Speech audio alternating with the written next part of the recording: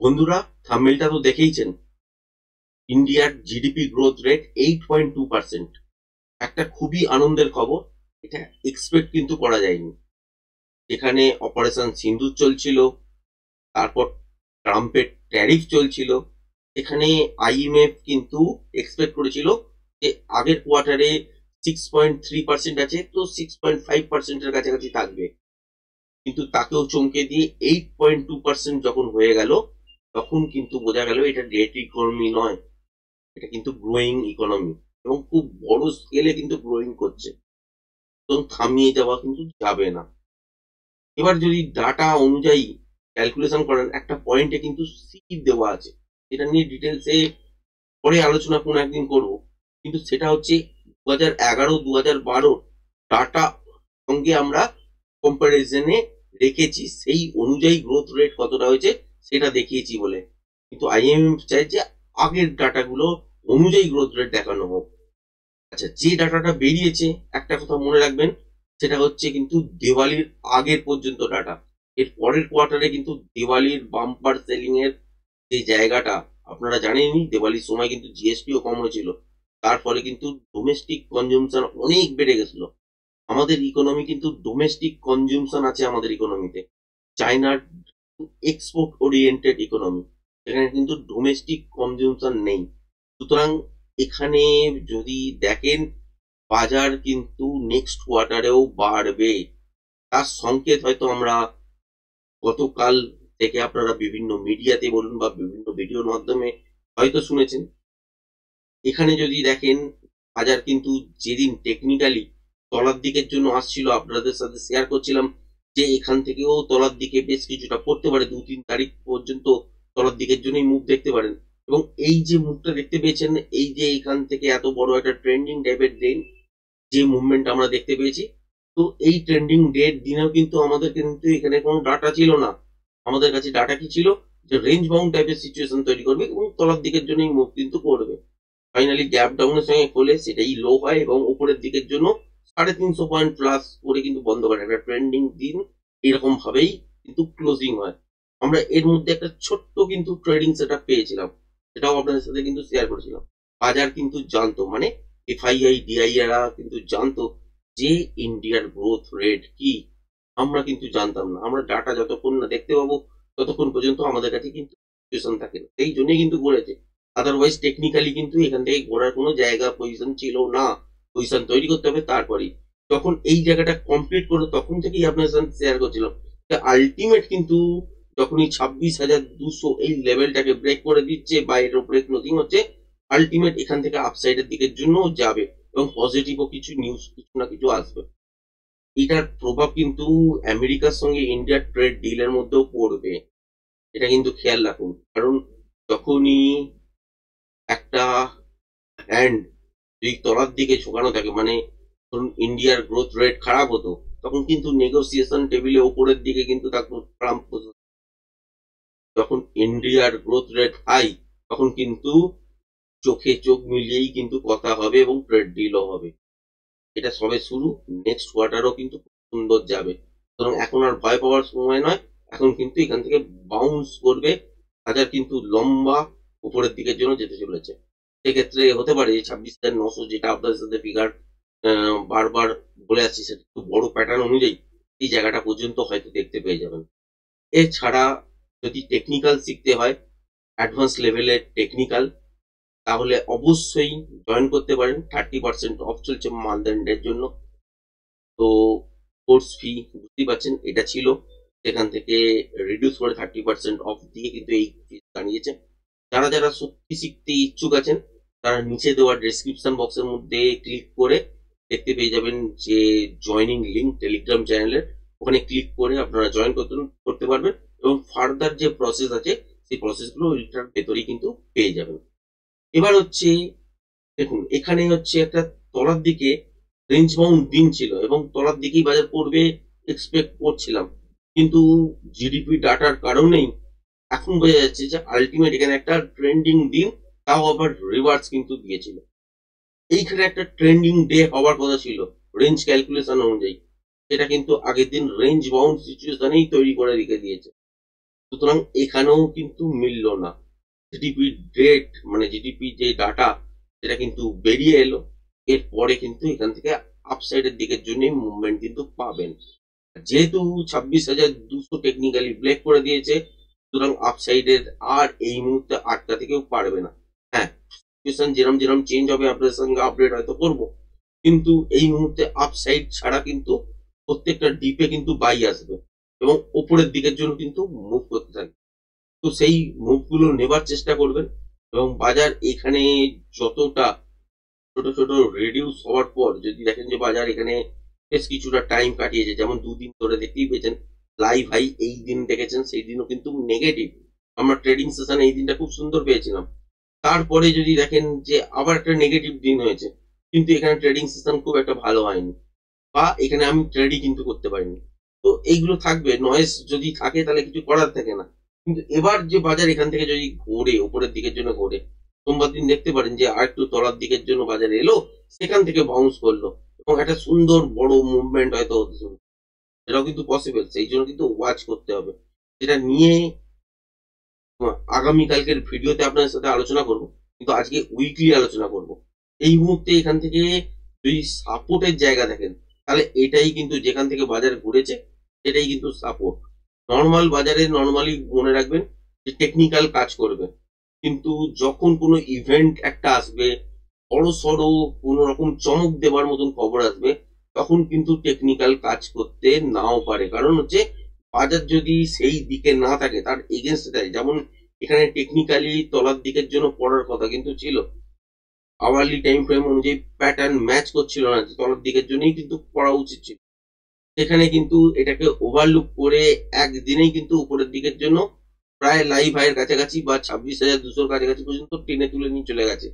এটা কিন্তু বোঝার আছে। এটা কিন্তু এই ডাটাটা, যেটা জিডিপি গ্রোথ রেট ডাটা, যেটা আমরা কালকে এই মার্কেটটা ক্লোজ হওয়ার পর জানতে পারছি, এটা কিন্তু এফআইআই বলুন বা ডিআইআই বলুন বা মার্কেটের কথা বলুন, তো এরা কিন্তু জানতো এবং সেই অনুযায়ী কাজও কিন্তু করেছে।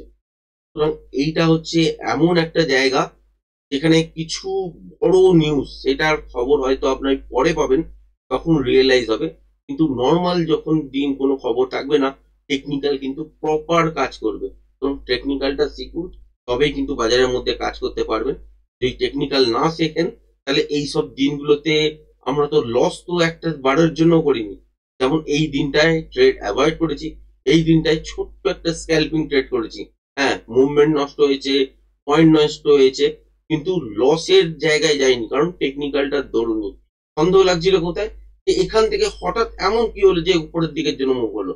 তার প্রশ্নের উত্তর কিন্তু আজকের দিন আমরা পেলাম, যেটা হচ্ছে জিডিপি গ্রোথ রেট হিসাবে 8.2%।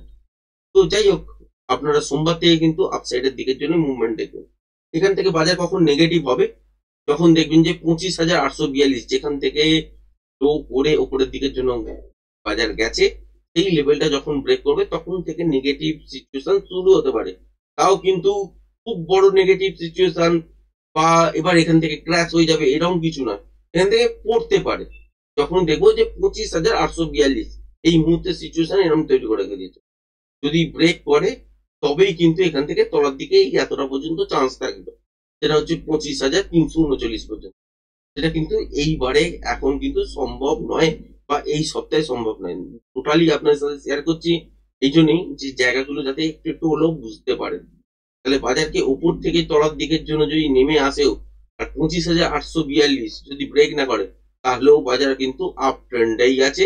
সেই অনুযায়ী যে কোনো সময় কিন্তু যে কোনো দিন বাউন্স কিন্তু করবে। এবার যদি দেখেন যে এই লেভেলটা ব্রেক করেছে, স্লাইট নেগেটিভ হবে এবং এই জোনটার কাছাকাছি পর্যন্ত আসার চেষ্টা করবে। ফাইনালি এই জোনটা ব্রেক করলে তখন কিন্তু নেগেটিভ ট্রেন্ড শুরু হবে। তারপর এইটা করলে তখন বেয়ারিশ ফেজের মধ্যে যাবে। এটা অনেক তলায় এখন, এবার এখন ওপরে যাত্রা কিন্তু সবে শুরু। এবার যদি দেখেন ওপরের দিকে কতটা পর্যন্ত যেতে পারে, সেই অনুযায়ী যদি খেয়াল রাখেন, তাহলে এই যে মুভগুলো হচ্ছে দেখবেন যে এই যে এখান তলা থেকে ওপর অব্দি গেছে, তারপর তলায় এসছে, তারপর ওপরে গেছে, তারপর আবার তলায় এসছে, আবার ওপরে আছে, এই যে লেন্থ গুলো ব্রেক করেছে, যদি অ্যাভারেজ একটা লেন্থ নেন, যে এইগুলোর অ্যাভারেজ একটা লেন্থ নেবো, তাহলে কিন্তু এই জায়গাটার কাছাকাছি পর্যন্ত বাজার কিন্তু চলে যেতে পারে। এটা কি এই সপ্তাহে যাবে?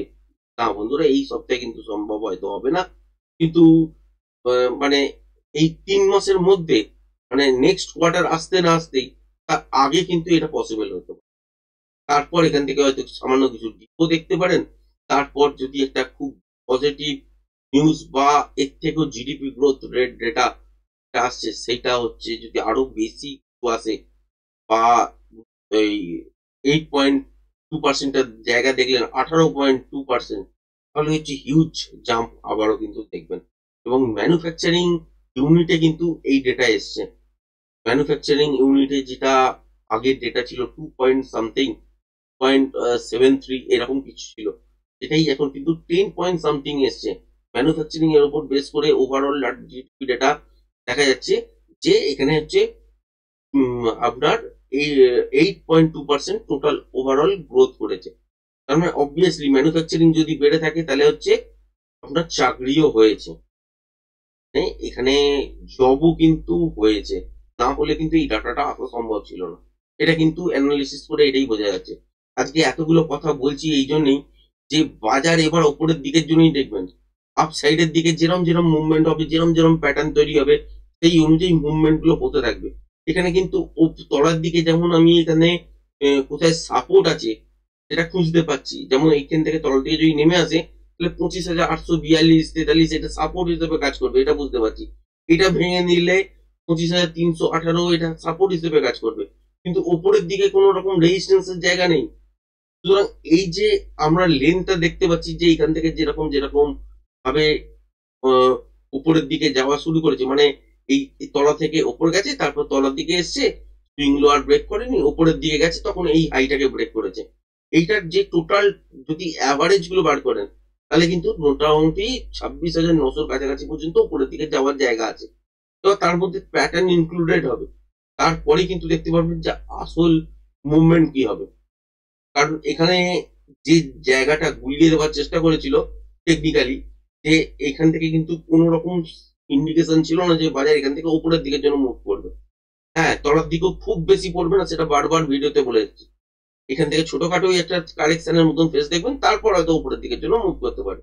সেক্ষেত্রে এক্সপেক্ট করেছিলাম যে 25,400 এসব জায়গার কাছাকাছি পর্যন্ত হয়তো আসবে, 400, 350 এসব জায়গা আসতে পারে, তারপর কিন্তু ঘুরতে পারে বাজার। এটাই এক্সপেকটেশনের মধ্যে ছিল।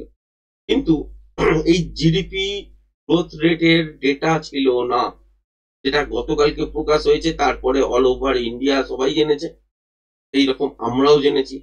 কিন্তু যারা মার্কেটের মধ্যে রিয়েল পয়সা লাগায়, মানে রিয়েল মানি মিনস হচ্ছে খুব বড় অংশের পয়সা লাগায়, তাদের কাছে প্রচুর ডেটা থাকে। সেই অনুযায়ী তারা কিন্তু জানে যে কখন কিরম ভাবে কি কাজ করতে হবে।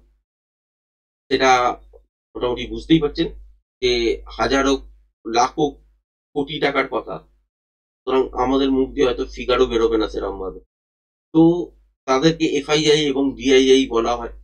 তো সেই এফআইআই, ডিআইআই বা ইনস্টিটিউশন, মিউচুয়াল ফান্ড, এই কোম্পানিগুলোকে বলা হয়, তারা গ্রোথ রেট ডাটা কিন্তু জানে অ্যাকচুয়াল কি হতে চলেছে, কি হবে, এবং সেই ডাটাগুলো কোথা থেকে কিরকম ভাবে কালেক্ট করব।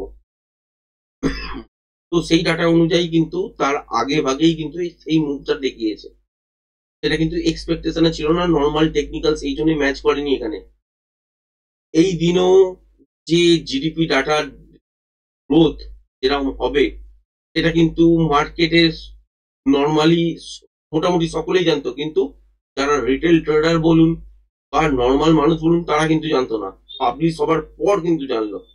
কিন্তু সেখানে একটা ট্রেন্ডিং ডেট বাজারের এক্সপেকটেশন ছিল, সেখানে অনুযায়ী রেঞ্জ ক্যালকুলেশনও দাঁড়িয়েছিল, কিন্তু হয়নি।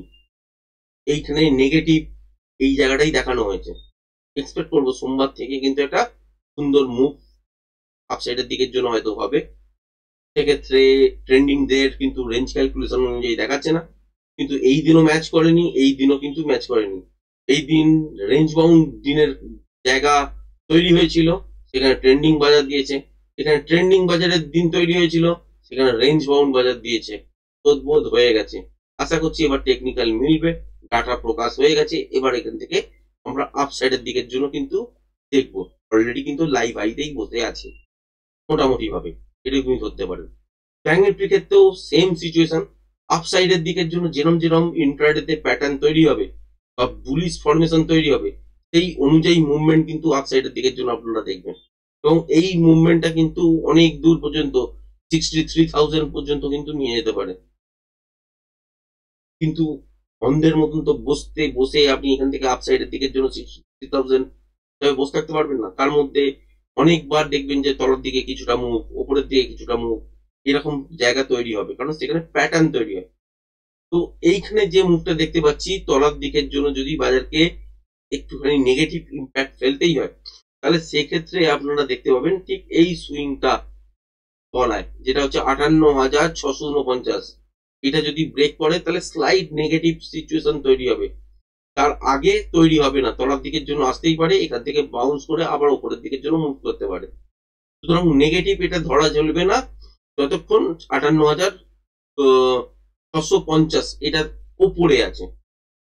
এটা ব্রেক করলে স্লাইড নেগেটিভ হতে পারে, সাপোর্ট হিসাবে তখন নেক্সট কাজ করবে ঠিক এই জায়গাটার কাছাকাছি, যেটা হচ্ছে 57,158, এই জায়গাটায় কিন্তু কাজ করবে। তারপরে আস্তে আস্তে আপনারা বিয়ারিশ ফেজের মতন বা ট্রেন্ডটা চেঞ্জ হতে দেখবেন, তার আগে কিন্তু নয়। এটা হচ্ছে অল ওভার আপনাদের সাথে কিন্তু শেয়ার করছি। তাহলে আগামী সপ্তাহে কি হতে পারে, এখান থেকে আবারও কিন্তু বাউন্স দেখতে পারেন, উপরের দিকে যাত্রা হতে পারে। কতটা পর্যন্ত যাবে সেটা কিন্তু এখানে প্রেডিক্ট করা যাবে না, কারণ লাইভ হাইতেই অলরেডি চলছে, নিফটিও চলছে, ব্যাংক নিফটিতেও চলছে। সুতরাং এটা প্রেডিক্ট করতে পারবেন না যে এখান থেকে 61,000 যাবে না বা 62,000 পৌঁছে যাবে না, বা নিফটির ক্ষেত্রে 27,000 পৌঁছে যাবে না, সেটা কিন্তু প্রেডিক্ট করতে পারবেন না এখান থেকে বসে। এবার এখান থেকে যদি বাজারের মধ্যে টেকনিক্যাল অনুযায়ী দেখা যায় যে মুভমেন্ট, মোটামুটি মুভমেন্ট, ট্রেন্ডিং মুভ, এইরকম টাইপের কোন একটা দিন পেয়েছেন, তাহলে সেইখানে কিছু না হলো 500-600 পয়েন্ট ওই দুটো দিন মিলেই কিন্তু পেয়ে যাওয়া যায়। তারপর যদি রেঞ্জ বাউন্ড বাজার বুলিশ সাইডের দিকেও থাকে, আরো কিন্তু 200-300 পয়েন্ট মেকআপ করা যায়। সেই ক্ষেত্রে কিন্তু এখানে এই 27,000-এর জায়গাটা আসছে, যেটা হচ্ছে 26,900 কাছাকাছি। এবার যদি সব দিনই রেঞ্জ বাউন্ড দেখলেন বা গ্যাপ আপে খোলার পর তলার দিকের জন্য মুভ দেখলেন, তাহলে ইন্ট্রাডেতে ছোট ছোট ছোট ছোট মুভমেন্ট দেবে, যেরকম যেরকম প্যাটার্ন তৈরি করবে সেই সেই মুভমেন্ট দেবে। হতেই পারে যে 26,500 হয়তো ক্রস করলো না, এটাও কিন্তু পসিবল।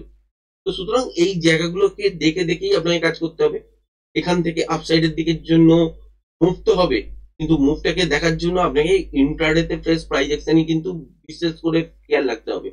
এবার যেহেতু বুলিশ ট্রেডের দিকে বাজার যাচ্ছে, সুতরাং বুলিশ ট্রেড গুলো কিন্তু করতে হবে, মানে প্রত্যেকটা ডিপে একটা করে কিন্তু বাই আসবে, আর সেই বাইটা কিন্তু অনেকটা লম্বা কিন্তু উপরের দিকের জন্য নিয়ে যাবে এবং নতুন নতুন হাই দেখতে পাবেন। আশা করবো এটাই। আরেকবার বলে রাখছি, অ্যাডভান্স টেকনিক্যাল কোর্স আবারও শুরু হতে চলেছে। এই অফারটি প্রথম 15 জনের জন্য, যারা কোর্স ফি জমা করে রেজিস্ট্রেশন করবেন তাদের জন্য 30% অফের চলছে।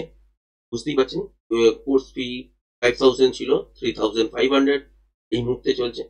তো যারা যারা সত্যি শিখতে ইচ্ছুক আছেন তারা যোগাযোগ করতে পারেন। নিচে ডেসক্রিপশন বক্সের মধ্যে জয়নিং লিঙ্ক দিয়ে দেওয়া আছে, সেই লিঙ্কে ক্লিক করে আপনারা অনায়াসে জয়েন হতে পারবেন। তারপর ভেতরে যে প্রসিডিওর আছে সেই অনুযায়ী আপনারা পেমেন্ট কিন্তু করে দিয়ে রেজিস্ট্রেশন করতে পারেন। তো আর ভিডিওটা বড় করবো না, আজকে ভিডিওটা অনেক কিছু বলতে গিয়ে অনেকটা লম্বা হয়ে গেছে। তো ভিডিওটা ভালো লেগে থাকলে চ্যানেলটাকে অবশ্যই লাইক, শেয়ার, সাবস্ক্রাইব করবেন। আজকের ভিডিওটা এই পর্যন্তই, ধন্যবাদ।